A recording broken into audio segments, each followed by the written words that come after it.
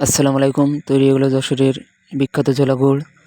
দীর্ঘক্ষণ রস জাল করার পরে এখন অবশেষে গুড় তৈরি হয়ে গেল। এখন গুড়টিকে ভালোভাবে ঘুটে এবার বীজ মারার কার্যক্রম শুরু হবে। 4 থেকে 5টি বীজ মারার পরে গুড়টাকে ভালোভাবে মিক্স করলেই দানা গুড় তৈরি হয়ে যাবে। আজ মূলত দানা গুড় তৈরি করার ইচ্ছা আছে, তা আমি অলরেডি বীজ মারা শুরু করে দিয়েছি।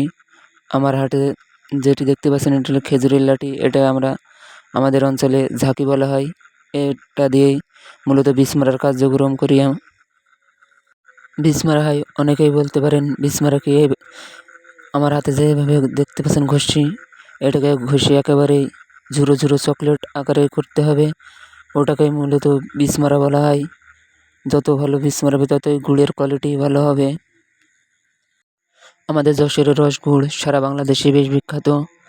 একেবারে খাঁটি অরিজিনাল রসগুড় পেতে হলে আমাদের সাথে যোগাযোগ করতে পারেন। কমেন্ট বক্সে নাম্বার দেওয়া থাকবে, আপনারা যারা খাঁটি রস এবং গুড় কিনতে চান তারা যোগাযোগ করতে পারেন।